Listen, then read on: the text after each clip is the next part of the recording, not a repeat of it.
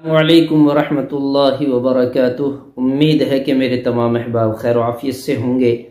मेरे अजीज़ों, प्यारे भाइयों, बुज़ुर्गों, मैं इस वक्त मुताला कर रहा था हयातुल हैवान का हिस्सा सोम। अल्लामा कमालुद्दीन दमीरी रहमतुल्लाह अलैह ने ये लिखी है हयातुल हैवान। तो इसमें हाथी के ताल्लुक़ से बहुत सारी बातें पढ़ी, मैंने देखा।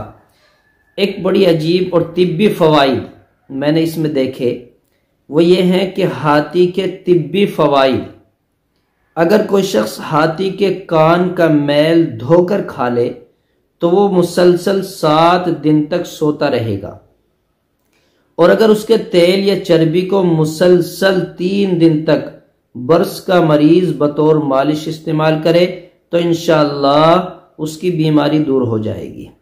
और अगर उसकी हड्डी का कोई छोटा सा हिस्सा, हाथी की हड्डी का कोई छोटा सा हिस्सा किसी मिर्गी वाले, मिर्गी का दौरा, मिर्गी की बीमारी होती है, मिर्गी वाले बच्चे के गले में बतौर तावीज़ डाल दिया जाए तो बच्चा मिर्गी से महफूज हो जाएगा। और अगर हाथी का दांत किसी दरख्त पर लटका दिया जाए तो उस दरख्त पर उस साल फल नहीं आएंगे। अगर कोई शख्स बकदरे 2 दिरहम हाथी दांत का टुकड़ा शहद में घिसकर चाट ले तो उसकी कुव्वत हाफजा बढ़ जाएगी।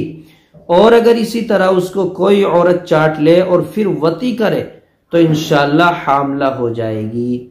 अगर कोई बुखार का मरीज हाथी की खाल का एक टुकड़ा बतौर तावीज बांध ले तो इंशाअल्लाह उसका बुखार जाइल हो जाएगा।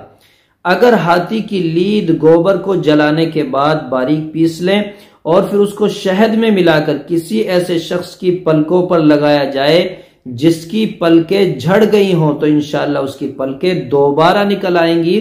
अगर कोई औरत अनजाने में हाथी का पेशाब पी ले तो फिर वह हामला नहीं हो सकती।